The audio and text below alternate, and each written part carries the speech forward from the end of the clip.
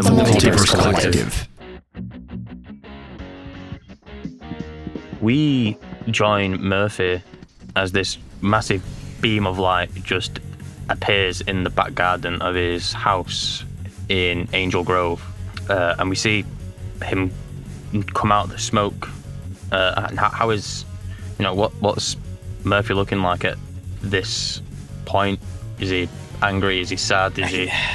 I think he's just defeated. He's just sort of hollow at this point. He's emptied himself out. Yeah, understandably so. Yeah, I think seeing his house as well makes a lot of emotions come in. Especially with it being, of course, your birthday, which nobody knew out of your friends, air quotes. The people who you've been fighting with this whole the last 6.5 months ish. You've only been gone. It's been a week, maybe a week and a couple of days at this point. You lost seeing your mum a fortnight ago when basically you were just saying, "Look, Mum, I'm going into space. Deuces." Yeah. And you're looking at your back garden, you can see the kitchen lights turned on, so she's got to be home.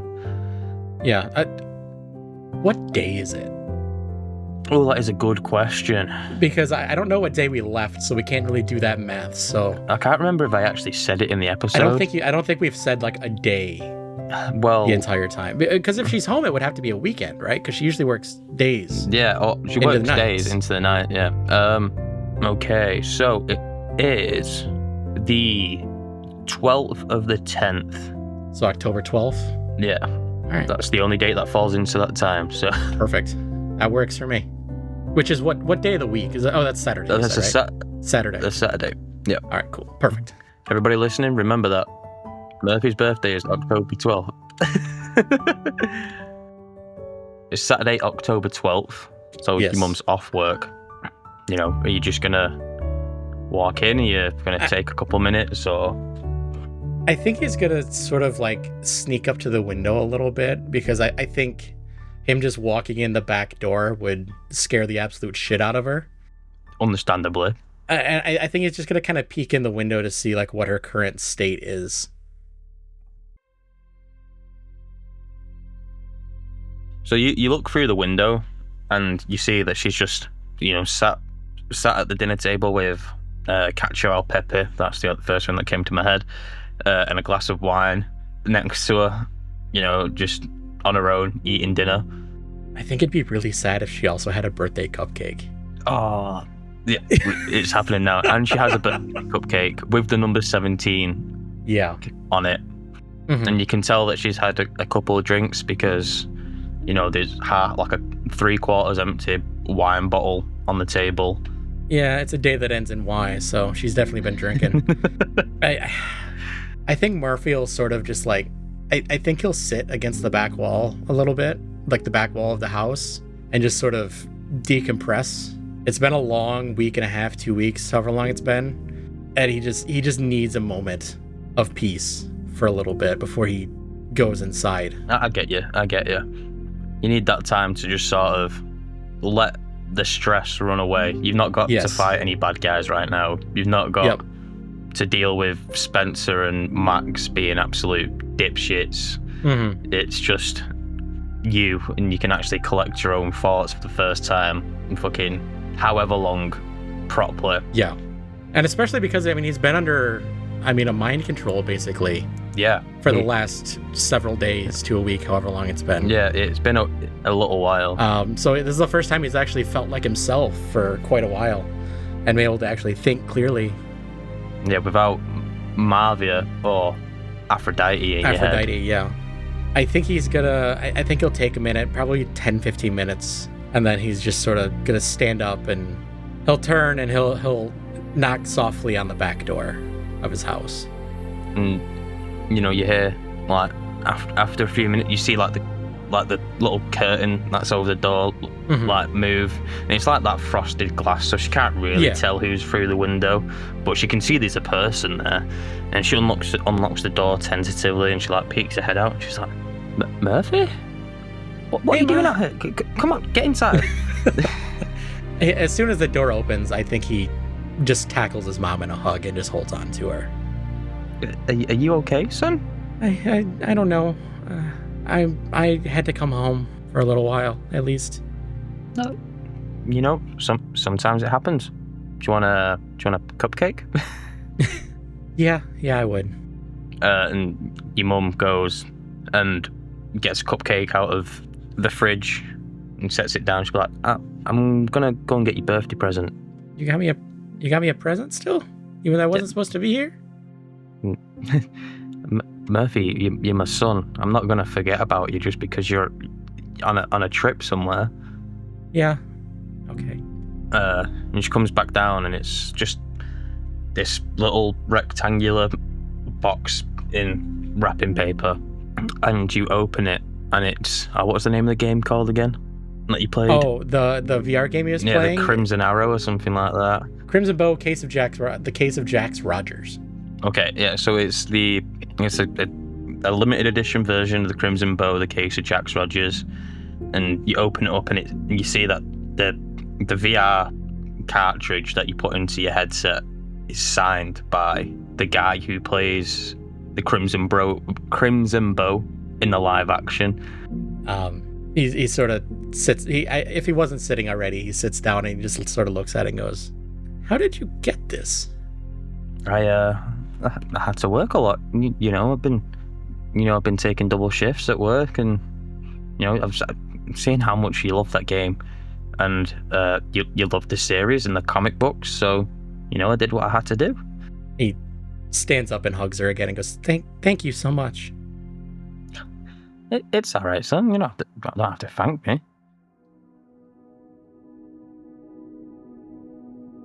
So, are you gonna tell me what's going on for you to have to come back off your important mission? I think he's gonna take a few minutes and just tell her the stories of everything that's happened so far in the last couple weeks. Okay. Just catch her up on. I can't remember. I think he told her about the Charybdis already before he left, but he's gonna tell her about Zorlorn and Thrax and the casino. He might temper the casino story a little bit. Understandably. And maybe leave out a little bit of Aphrodite, but still he would end up at telling the story at the Coliseum. Wow. You've had an action-packed 2 weeks. Yeah. So you can say that again. Something weird happened to me as well today. It's how I got home. Okay. Mom, what can you tell me about my dad? And you see your mum sort of like get startled a bit because she wasn't expecting that kind of question, and she goes, I've told you plenty about your dad over the years. He was an adventurous man. He could light up a room just like you can. He was a great person, and he was like, when he was with us, it was amazing. But when he had to leave, it was upsetting. But it's what he had to do for his work. Where did he go? I couldn't tell you. Your dad was a man of mysteries, Murphy, and that was one big mystery left there. Who was he? That is a question. Depending on who you ask, it could be the keeper of the gate, the all-seeing god. I just called him Heimdall. He sort of sits there for a moment. He's just like, that kind of explains a lot. She would have also said, or they would have called him the Vigilant Sentinel and the Weaver of Space. I have powers beyond what I normally had before. How? Well, I got here in a beam of light. Okay, and you are 100% sure you're the one who summoned it? It sure seemed like it. And just humor me, what was happening for you to awaken this power? I was in a fight with some other gods with the team, and it wasn't going well, and I got pretty upset about it, and I sort of made a lot of weird things happen around us that I can't really explain. Okay. I really wish your dad would have left me some sort of instruction manual. It was always going to be a possibility that you would inherently gain these abilities, but I didn't expect it to be so soon. I always thought you'd just be, my little Murphy. Didn't expect you to be a Power Ranger. I didn't expect you to become a demigod. How is it going to sound when I'm telling my friends that my son can just appear when he wants? It's going to sound like a weird ninja stalker guy. But why didn't you ever tell me any of this stuff? Because your father asked me not to tell you until you were old enough, and to me that was when you started developing these abilities. Do you know where I can find him? You could. That is a good question. Well, the one place he is probably going to frequent a lot is his home, which is Asgard, which is somewhere out there in the cosmos.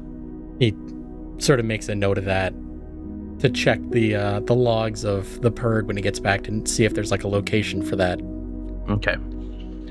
And, he has to watch the Bifrost. That's his job. He's got to keep an eye on all the realms. He sees everything. He is probably watching this conversation right now, and we wouldn't even know. Well, if he is, I hope he knows that I'm coming to see him. I'm sure he does. Son.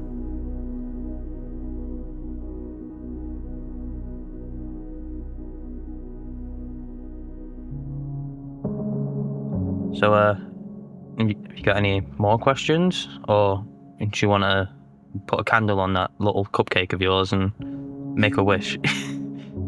He smiles a little bit, and he puts the candle in and lights it and goes, I don't know, just being home today kind of made my wish already come true. Well, make another one. You can be greedy, it's your birthday. He thinks for a minute and blows out the candle before digging into this cupcake. It's the first sweets he had, I think, around without Spencer being around.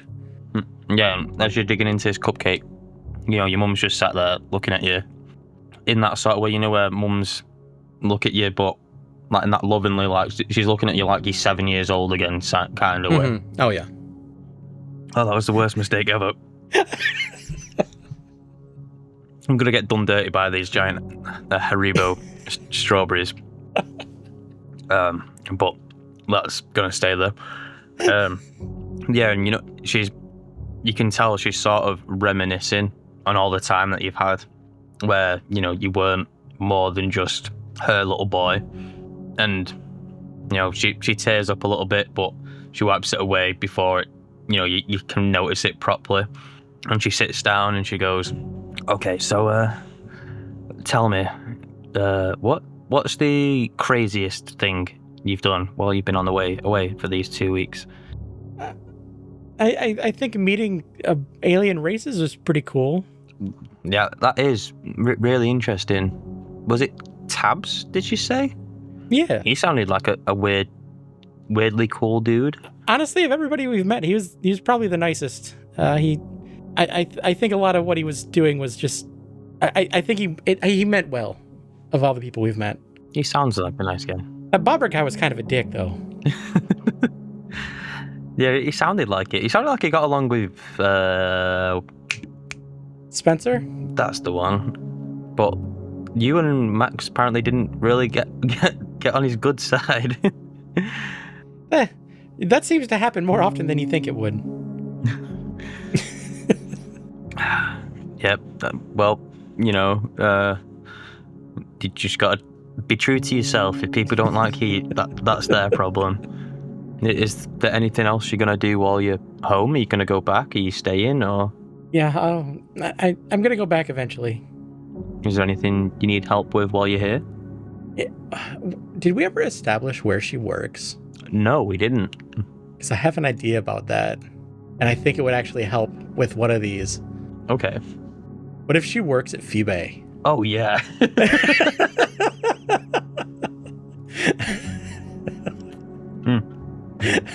Yeah, okay, cool, yeah.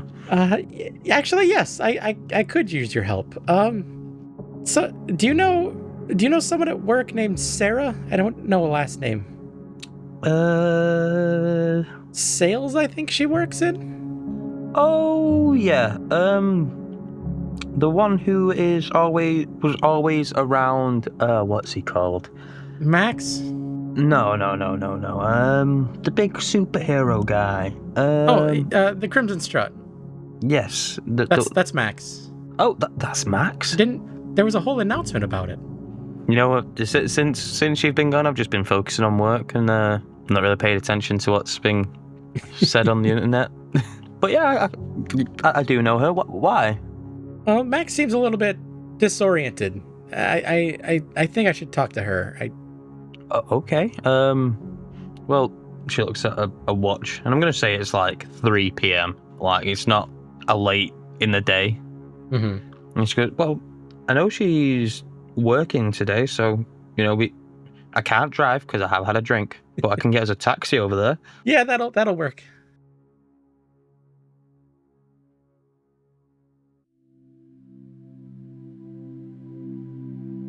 And you jump in this taxi, and it's about 25 minutes or something, 30 minutes drive from your home to Phoebe, Angel Grove headquarters. Yeah.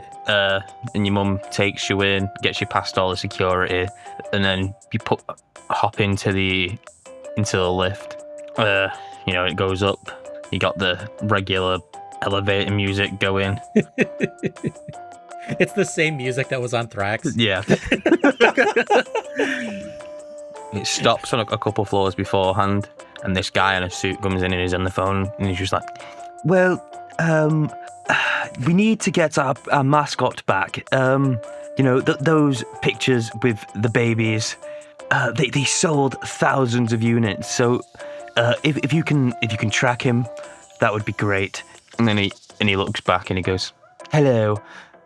And then continues on the phone. And then you stop at your door, your floor, and get off. Murph's gonna look at his mom as they're walking and just go, Max told me about that guy and he wants to punch him in the dick. Honey, a lot of people want to punch him in the dick. And your mum walks you over to this desk. And I wonder if Matt ever told me about a last name for Sarah. Nope, never told me a last name. So it just says Sarah on the cubicle. Sarah from Sales. Sarah from Sales. Her last name is from Sales. Yeah. It's French. And your mum just goes, I'll sit in the waiting area, Yeah. Just come and grab me when you're done. Murph will he'll step up to the cubicle and just sort of knock on the door and goes, excuse me, Sarah? Yes? Do you mind if I talk to you for a minute? I've got a couple minutes. How can I help you? Are you lost? He'll Oh no. My mom works here. She's over there. I'm here to talk to you about Max. Oh, is everything okay? Is he okay? Yeah. I mean, he's all right. He's not, hurt at the moment that I know of. But I feel like he needs help, and I think he's lost his way. How do you mean? Max is like the kindest person I know. Murph's gonna think about the DMT trip that he had. That was all about Max and his like all of his good deeds and everything like that. And he'll go, yeah, I think you're right about that, but I think he's forgotten himself. Before I tell you about Max, my name is Murphy. He'll sort of step in a little bit, and I would assume at some point Max would have told Murphy that he told Sarah that he was a ranger. Okay. And he'll sort of whisper, and I'll go, I'm on the ranger team with Max. Okay. You're a bit young, aren't you? I'm technically the second oldest now. But there's, I think Max, since he's left, has forgotten who he is. He's still a nice guy, but he'll look down and think about it for a minute, and he'll look at Sarah and goes, I think he just needs to remember what he's fighting for. Oh, and how do you suppose we can do that? He's in space. I'm here. I don't know quite. I have just the thing. Was it since and she is rummaging through a filing cabinet on a desk, and she goes, since Max is gone, I've been going to check on his brother and sister every now and again, just because when we met, it was a nice day, and I quite liked them. And she pulls out this macaroni painting that his siblings did to him, and there's also this. And then she goes into her purse, and she's this little envelope. If these two don't work, then I don't know how else I can help you. He looks at him and goes, I have a feeling that this will help a lot. Well, tell Max that I miss him, and should not die. I think Murph will sort of pull out his phone and go, do you mind if I take a picture of you for him? Sure. And he'll take a nice picture, and his thought was he needs to replace the drawing.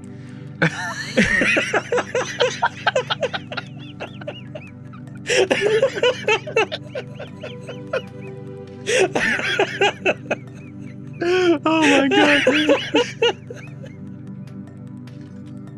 Wow. Oh. Oh fuck.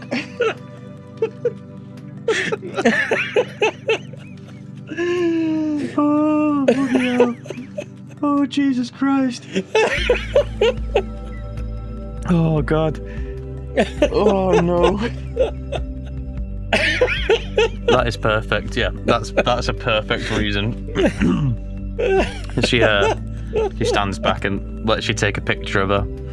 And she goes,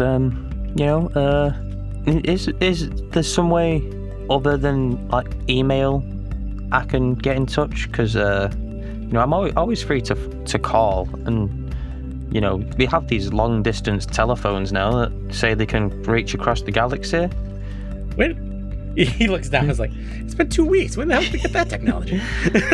we've had it for years. This was all confirmed in the Pocket episode of Phil.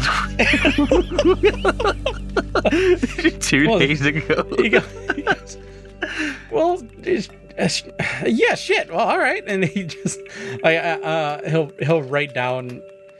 I don't know. Does he even know? I think it was said. I said it was a 32-digit number.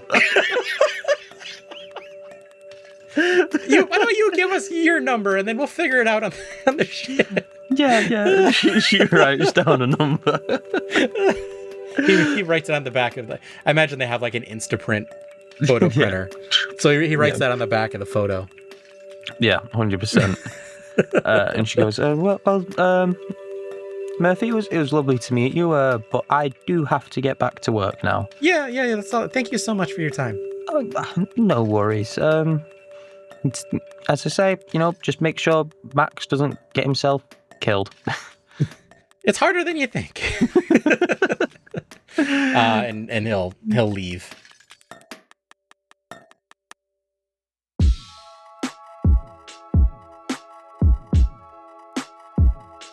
So he'll go back to his mom.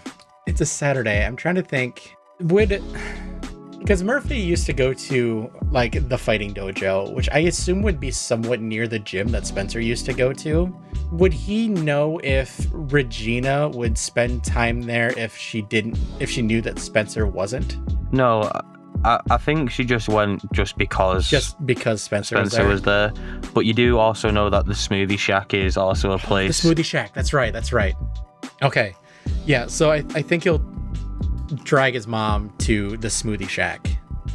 Murphy, where are we going? Where are you taking me? I'm working on a hunch here, Mom. I'm hoping it works. Well, follow it, kid. Follow it.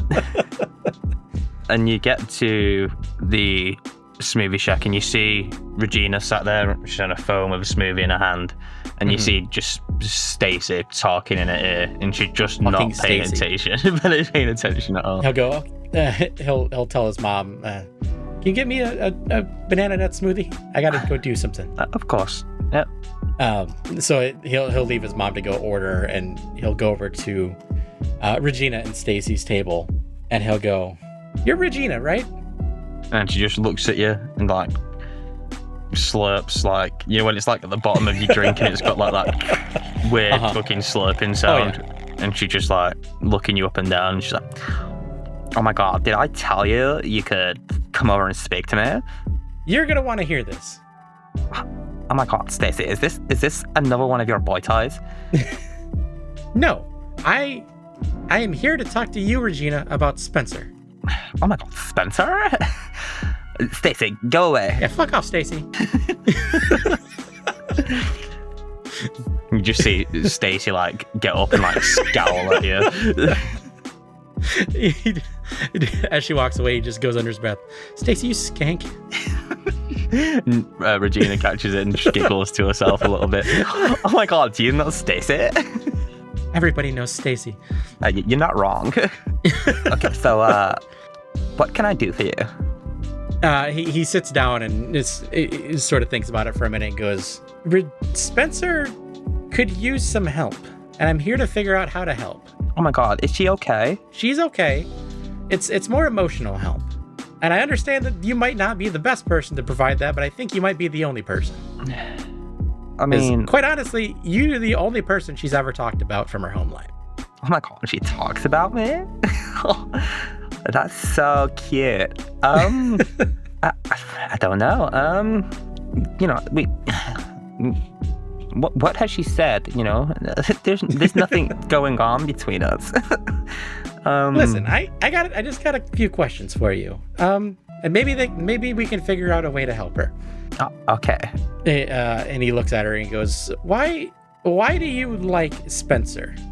Oh my god, I never said I'd like Spencer. Regina, cut the shit. We both know what's going on.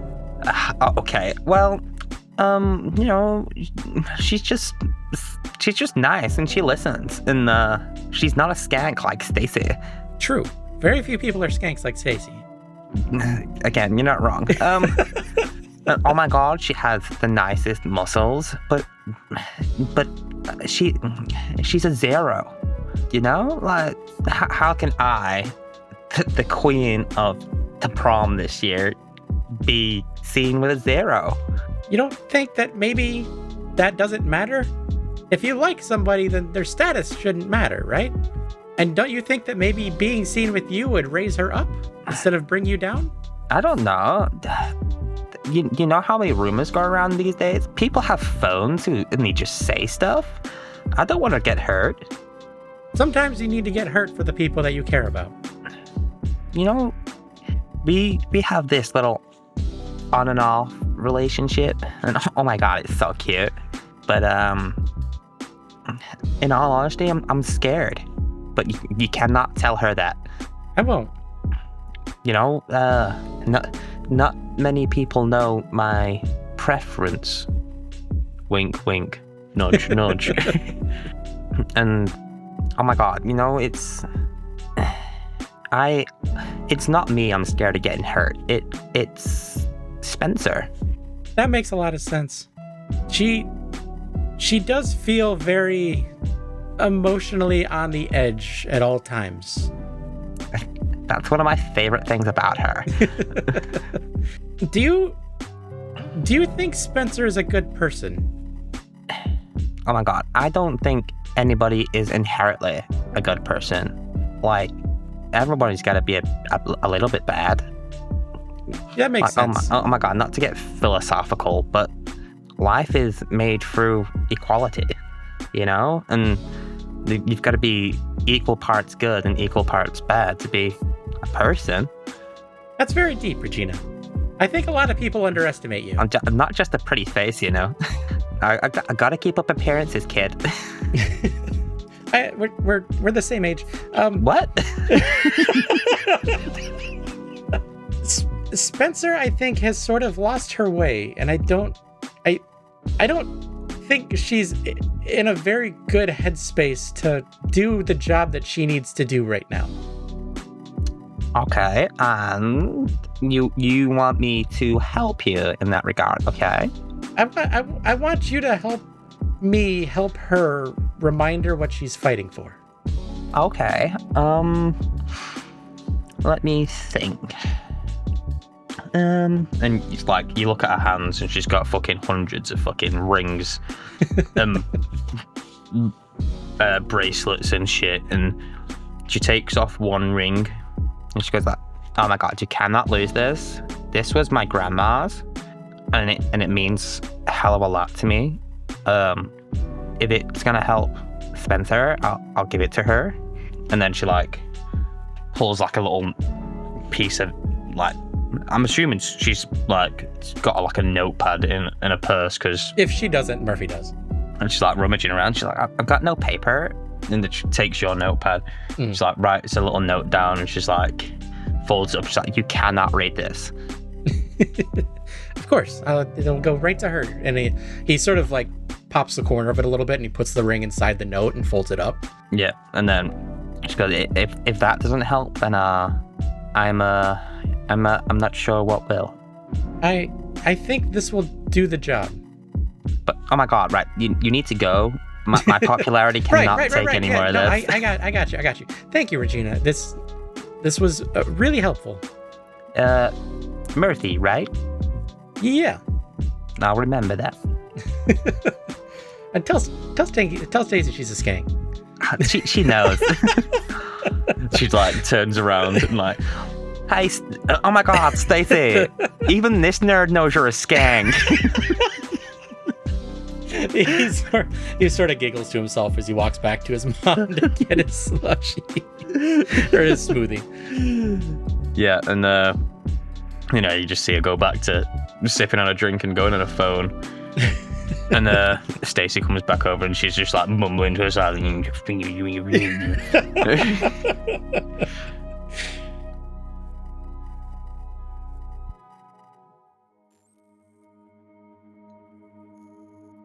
And so he'll go up to his mom and go, I have one more stop to make, Mom, but it's not somewhere you can bring me. I'll have to go there by myself. Should I meet you at home, or? I think I'm gonna have to go back to what I was doing before. Oh, okay. But you should go home. And she like gives you a hug and like a kiss on the cheek. Mm-hmm. And she looks at you and like dead in the eye and she goes, happy birthday, son. Thanks, Mom. And he definitely has his present still with him. And like she ruffles like your hair. Mom. And then she takes a couple of steps away and she looks back at you and she goes, it looks like you did really make some good friends if you're going through all this trouble for him. And then just continues walking away. I think a tear runs down his eye. Because I'm trying. And then he'll pull out he'll grab his morpher and he'll look at it. I'm assuming he knows how to use this to teleport to the HQ. Yeah, so he's gonna warp into HQ. And as you warp in, like all the lights turn on, and like Zordon awakens. He's like, Murphday, what are you doing here? I had some stuff I needed to take care of back at home. Stuff you didn't take care of 2 weeks ago? Stuff that's come to light since then. Okay, is everybody alive? Yes. Yeah, I mean, Last I saw, they were doing well. I'll go see him again in a little while. But I needed to talk to you first. Okay, and what can I help you with? He'll sort of sit in like one of the chairs at the desk. He'll look at Zordon very intently and go, "How much did you know about my father before you chose me?" I knew nothing about your father. I wasn't the one who chose you. It was the Strix that chose you. I just helped mentor you on the way. And you're sure that's the truth? Yeah, Why did you choose me as the leader? Well, right. Max hasn't got a pot to piss in when it comes to any leadership qualities. And Spencer is all brawn and no brain. You are the only one who, in any of the fights that we've had while you were here on Earth, who actually used your brain to think of strategies and did things to help to bring the team together, where the other two were just like, I'm gonna punch and shoot it. If they're not qualities for a leader. And over the last 6.5 months, I'm not sure about the last 2 weeks, but you've got more confident in taking your role as a ranger, and I feel like the other two could learn a lot from you. Yeah, that kind of tracks. Was there anything else that you didn't tell us before we left? No, I don't think so. Also, Tab says hi. Oh, that guy is so cool. He said he was going to call and leave you a voicemail. I don't know if he ever got it. No hands. Is there just like a phone with like the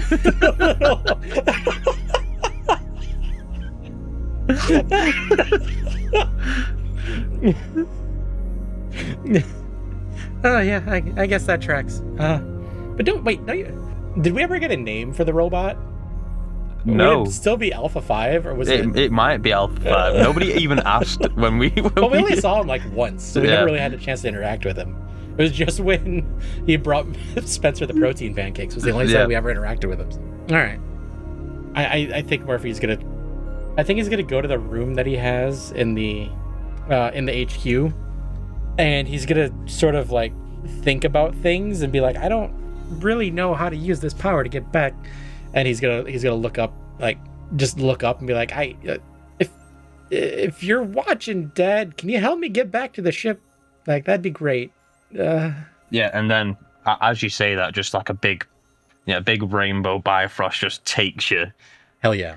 And we see Murphy reappear in his quarters on the Perd. All this time we had to prove that we could stand here too. All the nights been pushing through, fight for all we had to lose, reaching out for something to pull us up to level ground. Oh, I can see it now, I can see it now. We're on the edge of a moment, been out of our depth, now we're diving in. The light up ahead, we're running to it. We're on the edge, now we're diving in. Stay a while and you'll see that every broken dream